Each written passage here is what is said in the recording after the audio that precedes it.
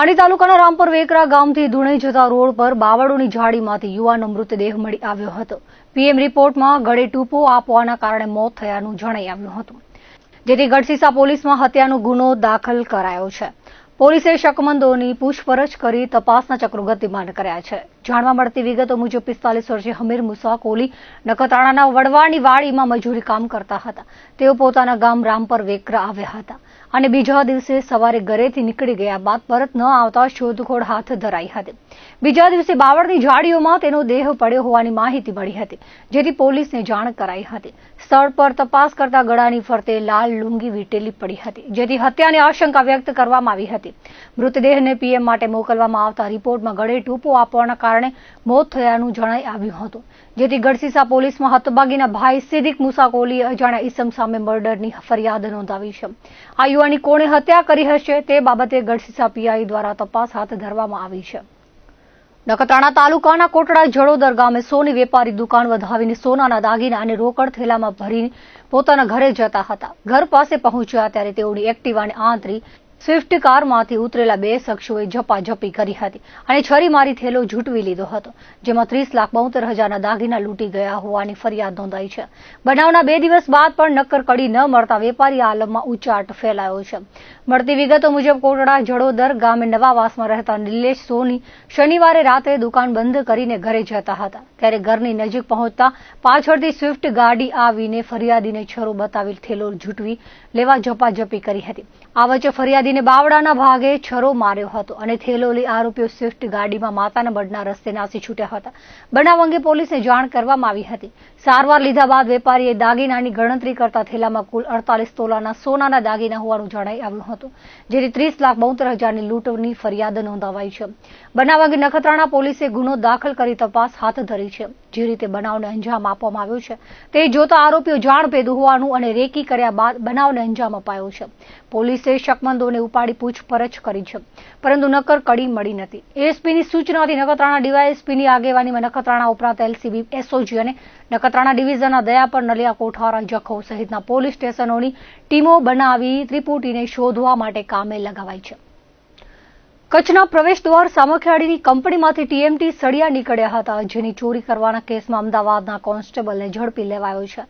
અમદાવાદમાં જુહાપુરા સોનલ 4 રસ્તા પાસે વેજલપુર પોલીસે ટીએમટી સળિયા ચોરીના કેસના ડીસીપી ઝોન 2 સ્ટાફના પોલીસ કોન્સ્ટેબલને ઝડપીને ₹2.5 લાખની કિંમતના 4 ટન સળિયાનો જથ્થો જપ્ત કર્યો છે. બનાવની વિગતો મુજબ સરખેજ પોલીસ સ્ટેશન પાસે આવેલી ત્વકલ સોસાયટીમાં રહેતા ઇમરાન માનપરા ટીએમટી સળિયાની કંપનીમાં મેનેજર તરીકે કામ કરે છે.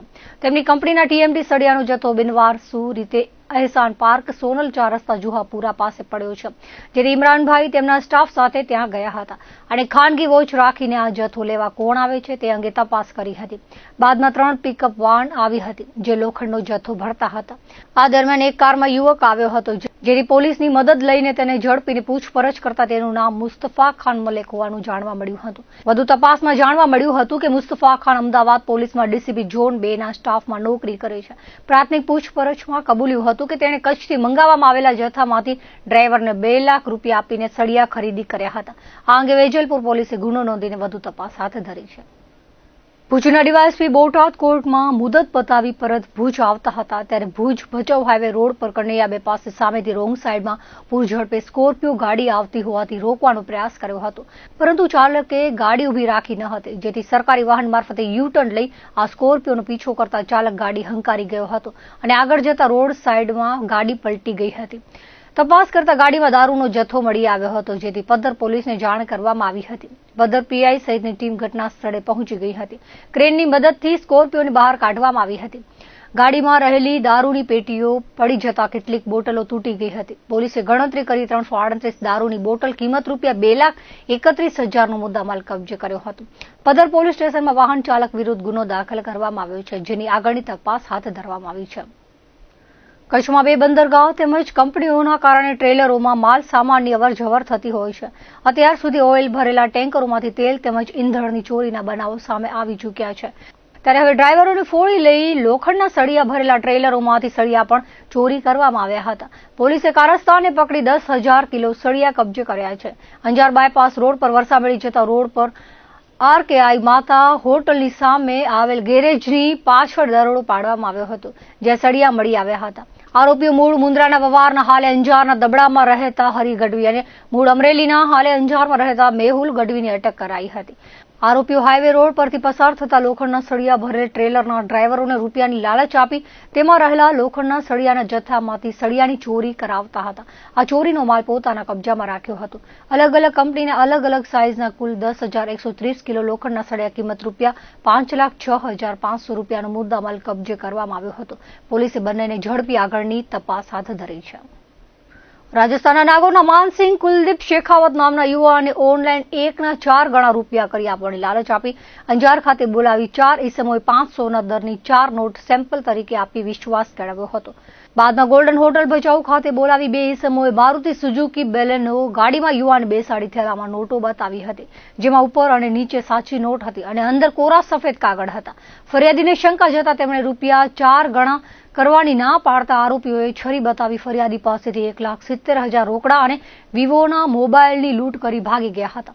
આ ઘટનામાં ભચાઉ પોલીસે ફરિયાદ દાખલ કરી અલગ અલગ વિસ્તારમાં કેમેરા ચેક કરી ભચાઉના મદીનાનગરમાં રહેતા હસનશાહ કરીમશાહ શેખ અને રજાક હસનશાહ શેખની ધરપકડ કરી હતી, જ્યારે અંજારના શેખફળિયામાં સમીર શેખ, જાવેદ શેખ, સિકંદર શેખના નામ ખુલ્યા છે. પશ્ચિમ કચ્છમાં કેબલ ચોરીની ઘટના વધી રહી છે. તેવામાં નિરોણા પોલીસ સ્ટેશનના ચંદ્રનગર અને નખત્રાણાના વિથોણ ગામની સીમમાં થયેલા કેબલ ચોરીના ગુનામાં જ્ઞાના વરનોરાના ઈસમો સંડોવાયેલા છે. તેઓ ભુજથી પોતાના ગામે ગાડીમાં જઈ રહ્યા હોવાની બાતમી મળી હતી, જેના આધારે એલસીબીએ દરોડો પાડી આરોપીઓને ઝડપી લીધા હતા, જેમાં નાના વરનોરાના સુલતાન ઉર્ફે અબા જુસબ મોખા, સલીમ રાણા મોખા, સાહિલ ઈસા મોખા, અબ્દુલ અબ્બાસ મમણ, ઇકબાલ સિદ્દીક મોખા, હનીફ જખરા મમણની ધરપકડ કરવામાં આવી હતી, જ્યારે હંગામી આવાસ ભુજમાં રહેતા સિકંદર જુસબ ત્રાયા, વરનોરાના અનેશ ગનીગ મોખા, ઇમરાન ઉર્ફે ટાવરની સંડોવણી ખુલી છે. આરોપીઓ પાસેથી 3 લાખની ગાડી અને 28,400 કિલો વાયર કબજે કરવામાં આવ્યા છે. પૂછપરછ કરતા 1.5 મહિના અગાઉ ચંદ્રનગર સીમમાંથી અને 3 મહિના અગાઉ વિથોણમાં કેબલ ચોર્યાની કબૂલાત આપી હતી. આ ચોરીનો મુદ્દામાલ મહિન્દ્રા શોરૂમની સામે વસેલા ગેરેજની પાછળ ઇમરાન ઉર્ફે ટાવરના વાડામાં વેચ્યો હોવાની કબૂલાત આપી હતી. ઝડપાયેલા આરોપીઓ પૈકી સાહિલ ઈશા મોખાએ કબૂલાત આપી હતી કે તે અને રફીક સુલેમાન પટેલ, અકરમ જુસબ મમણ, ઇમરાન ટાવરના ભાઈ અંજાર હાઈવે પર પુલ પાસે જરૂર સીમમાં ગયા હતા, જ્યાં 7-8 દિવસ અગાઉ કેબલની ચોરી કરી હતી. ઝડપાયેલા આરોપી સુલતાન, સલીમ, સાહિલ, ઇકબાલ અને હનીફ સામે અલગ અલગ પોલીસ સ્ટેશનોમાં ફરિયાદ નોંધાયેલી છે, જેથી આરોપીઓ રીઢા ગુનેગાર છે.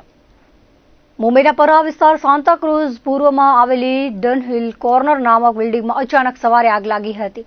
આગ લાગતાની સાથે રહેતા રહીશો તાત્કાલિક નીચે ઉતરી આવતા મોટી દુર્ઘટના ટળી હતી. મુંબઈના પોસ્ટ વિસ્તાર સાન્તાક્રુઝ પૂર્વમાં આવેલી ડનહિલ કોર્નર નામની બિલ્ડિંગ આવેલી છે. અહીં કચ્છના વાગડના વાગડ વેલફેર સોસાયટીના ચેરમેન તલક્ષી નંદુ તથા અન્ય વાગડવાસીઓ બહુમંજિલા ઇમારતમાં રહેતા હતા. અચાનક લાગેલી આગ વિકરાળ સ્વરૂપ ધારણ કર્યું હતું.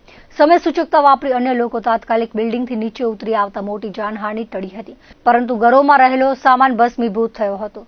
આગની જાણ થતાં મહાનગરપાલિકાના ફાયર ફાઇટર સાથેનો સ્ટાફ ઘટના સ્થળે પહોંચી આવ્યો હતો અને આગને કાબૂમાં લેવા પ્રયાસો હાથ ધર્યા હતા. ઉલ્લેખનીય છે કે આખી બિલ્ડિંગમાં સૌથી વધુ વાગડવાસીઓ રહે છે. આ સમાચાર વાયુવેગે પ્રસરતા પરિજનો મિત્રવર્તુળ ઘટના સ્થળે પહોંચી આવ્યા છે. જિલ્લામાં ઠંડીની તીવ્રતામાં નોંધપાત્ર ઘટાડો જોવા મળ્યો છે, જ્યાં સવાર અને સાંજના સમયે ઠંડક જળવાઈ રહી છે, પરંતુ બપોરના સમયે તાપમાનમાં વધારો નોંધાયો છે. દિવસ દરમિયાન તાપમાનમાં વધારો થતાં લોકોને ગરમ કપડાં પહેરવામાંથી રાહત મળી છે. જોકે સાંજ પડતા જ ફરી ઠંડીનો અનુભવ થાય છે. આ અંગે હવામાન વિભાગમાંથી મળતી માહિતી મુજબ નલિયામાં લઘુત્તમ તાપમાન 10.5 ડિગ્રી સેલ્સિયસ નોંધાયું છે. જિલ્લા મથક ભુજમાં લઘુત્તમ તાપમાન 13.6 ડિગ્રી અને મહત્તમ તાપમાન 30.2 ડિગ્રી નોંધાયું છે. કંડલા સંકુલમાં લઘુત્તમ તાપમાન 16.2 ડિગ્રી અને મહત્તમ તાપમાન 29.4 ડિગ્રી નોંધાયું છે, જેના કારણે ફૂલ ગુલાબી ઠંડીનો અનુભવ થઈ રહ્યો છે. હવામાન વિભાગના નિષ્ણાંતોના મતે કચ્છ સહિત સમગ્ર રાજ્યમાં શિયાળો હવે વિદાય લઈ રહ્યો છે. જોકે હજુ પણ કાતિલ ઠંડીનો એક રાઉન્ડ આવવાની શક્યતા છે. આગામી 2-3 દિવસ દરમિયાન વાતાવરણમાં કોઈ મોટો ફેરફાર થવાની સંભાવના નથી. કચ્છમાં રણોત્સવ ચાલી રહ્યો છે, ત્યારે કચ્છ અને બહાર ગામથી આવતા પ્રવાસીઓને રહેવા જમવાની ઉત્તમ સુવિધા ભુજ ખાવડા રોડ પર ન હોવાના કારણે મુસાફરો ભૂખ્યા તથા રાતવાસો કરવામાં રહી જાય છે. ત્યારે લોરિયા ગામથી પહેલા રનફ્રન્ટ નામની હોટલ શરૂ કરવામાં આવી છે, જેમાં પ્રવાસીઓને ઉત્તમ સુવિધા આપવાનો કોલ સંચાલકો હરી કેરાસિયા અને કરીમ નોડે આપ્યો હતો.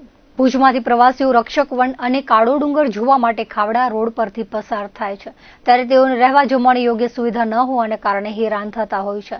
આ હેરાનગતિ દૂર કરવા માટે લોરિયા ગામથી આગળ રનફ્રન્ટ નામની હોટલ શરૂ કરવામાં આવી છે. હોટલમાં 24 વીઆઈપી રૂમો અને જમવામાં Gujarati, Chinese, Punjabi, pure veg, શુદ્ધ સાત્વિક પીરસવામાં આવશે અને પૂરતા હવા ઉજાસના કારણે પ્રવાસીઓને ગામડાનું વાતાવરણ મળી રહેશે, તેવું સંચાલક કરીમ નોડે અને હરી કેરાસિયાએ જણાવ્યું હતું. વધુમાં આવનારા સમયમાં કચ્છી બનાવટની વિશ્વ પ્રસિદ્ધ વસ્તુ, હેન્ડીક્રાફ્ટ, ભરતકામ વગેરેનું વેચાણ પ્રદર્શન રાખવાનું આયોજન કરવામાં આવ્યું છે. સુમેરા કરીમ નોડેના હસ્તે ઓપનિંગ કરવામાં આવ્યું હતું. ભારતના વડાપ્રધાન શ્રી નરેન્દ્રભાઈ મોદીનો આભાર માનીશ કે કચ્છ નહીં દેખા તો કુછ નહીં દેખા એની સિસ્ટમ પ્રમાણે ભુજ અને કચ્છ રૂપરંગ સાથે આગળ વધી રહ્યો છે. એના ભાગરૂપે અમારા યુવાન અને હું તો કહીશ કે ડિજિટલ યુગના પ્રેરણા છે એના જે સાહેબની નેમ છે એના એક કર્ણધાર છે એવા અમારા હરિભાઈ કેરાસિયા સાહેબ અને કરીમભાઈ નોડે ઉર્ફે લાલા, અમારી સમાજનો ગૌરવ અને મુસ્લિમ સમાજનો ગૌરવ ને આહિર સમાજના ગૌરવ એવા બે સંપીને એક નવા કદમ તરફ આગળ વધી રહ્યા છે. ત્યારે મને અને કચ્છ જિલ્લાને સમગ્રને હર્ષની લાગણી અનુભવું છું. અને જ્યારે હોટલ રનફ્રન્ટ બની રહી છે ને તમે પણ જોઈ રહ્યા છો કે કેવો ઉત્સાહ સાથે આજનો આ કાર્યક્રમનું આયોજન કરવામાં આવ્યો છે. ને એના સાથે સાથે એક નવો ભુજને એક રાહ મળશે અને જ્યારે પણ અહીંયાથી કોઈ પણ સફેદ રણમાં જશે ત્યારે મને એમ લાગે છે કે અચૂક મુલાકાત લેશે. કચ્છ નહીં દેખા તો કુછ નહીં દેખા બચ્ચનનો અને ભારતનો જે નેમ છે આપણી, જે ભારતના વડાપ્રધાનની કે આપણે કચ્છ કેમ ડેવલપિંગ કરવું, એના ભાગરૂપે અત્યારે આપ જોઈ રહ્યા છો કે આજથી 10-15 વર્ષ પહેલા કોઈક એકલ દોકલ વિકલો મળતા હતા, અત્યારે હાલવાને કોઈ જગ્યા નથી મળતી. ને એનો કઈક મોડમાં પીછેડો ઉમેરવા માટે આ રનફ્રન્ટનો હોટલ અહીં બની છે. તો હું વધારે શુભેચ્છા આપું છું, વધારે પ્રગતિ કરે. ને આપણે પણ આપના માધ્યમ દ્વારા પ્રેસ મીડિયાને વિનંતી કરું છું કે આ રસ્તા ઉપર નીકળો તો આ હોટલની અચૂક મુલાકાત લેજો, શુભેચ્છા આપજો, દુઆઓ આપજો. ને ખાસ કરીને જયારે આપણો કચ્છ આગળ વધી રહ્યો છે ત્યારે વધારે આપણે સહિયારા પ્રયાસથી વધારે કચ્છનું ડેવલપિંગ થાય એવી આપણે કોશિશ કરશું ઇન્શાઅલ્લાહ. અને વાત કરીએ તો આ હોટેલ જે ચાલુ કરી છે તો પ્રવાસીઓ માટે ખાસ કઈ સુવિધાઓ હશે, કેટલા રૂમ છે અને રેસ્ટોરન્ટ કઈ પ્રકારનું ફૂડ મળશે? મને એમ લાગે છે કે 22 થી 24 રૂમ છે એમાં.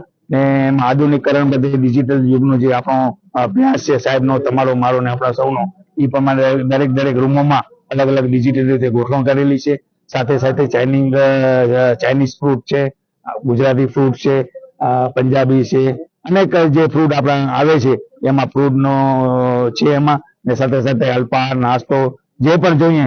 મને તો એમ લાગે છે કે આ કચ્છ ભુજ શહેરનો જે આજુબાજુનો વિસ્તાર છે એનામાં જો મોરનો સોનામાં સુગંધ ભરશે તો જે ડેવલપિંગ થઈ રહ્યો છે એનો ફંડ જુઓ તો તમને પોતાને પણ એમ ગૌરવ થશે કે ના આપણે અહીંયા અડધો કલાક પર એક બેસીએ. ને મારી આપના દ્વારા વિનંતી છે કે અહીં મુલાકાત લેશો તો તમને જે પણ સુવિધાઓ જોઈએ એ આ હોટલમાં સુવિધા છે. એનું કારણ છે કે જે આહિર પટ્ટીનો વિસ્તાર છે આ વિસ્તાર, ને એમાં પણ જયારે આહિર પટ્ટીમાં આહિર સમાજના એમાં ભાગીદાર હોય કરીમભાઈ, સલીમભાઈ અને હરિભાઈ, તો મને એમ લાગે છે કે આમાં 110% એ લોકોને સફળતા મળશે. ખાવડા સુધી કોઈ એવી સારી હોટલ લોકોને જોતી હતી, એના માટે અમે એ હેતુથી અમે જોયું કે લોકોને પ્રવાસી જે અહીંયા આવે છે એને તકલીફ પડે છે ખાવા પીવામાં કે સાફ સફાઈમાં, એવી રીતે અમે એક સારી હોટલ એક બનાવી છે જે સાફ સુથરી હોટલ છે, જેમાં છે ગુજરાતી છે, પંજાબી છે, ચાઇનીઝ, સાઉથ ઇન્ડિયન, એ બધું ફૂડ મળશે આપણે ત્યાં. એક સાફ સુથરો માહોલ ઉભો કરવામાં આવ્યો છે અહીંયા કે લોકોને તકલીફ ના પડે, જે કચ્છ બહારથી લોકો આવે છે એને તકલીફ ના પડે એના માટે એક સારી વ્યવસ્થા ગોઠવવામાં આવી છે. એ અમારો પ્રયત્ન એ જ છે કે રિયલ ટેસ્ટ લોકોને મળે, જે લોકોને ટેસ્ટ ખપે છે એ અમે આપી શકીએ, જે સેવા લોકોને ખપે છે એ અમે આપી શકીએ. તેના માટે અમારો એક પ્રયાસ છે કે આપણે હેન્ડીક્રાફ્ટની દુકાનો જે અહીંયા રાખવાના છીએ, જે આપણો અહીંયાનું ભીંડિયારાના માવો વગેરે છે એ બધું પણ રાખવાના છીએ અમે. હજી થોડોક સમય લાગશે, બધું કરતા બધું થોડો સમય લાગશે. અત્યારે ઓપનિંગ છે, સ્ટાર્ટિંગ છે એટલે અમે આ ચાલુ કર્યો છે. આવનારા સમયમાં આ બધી વસ્તુ અહીંયા આપણને મળશે.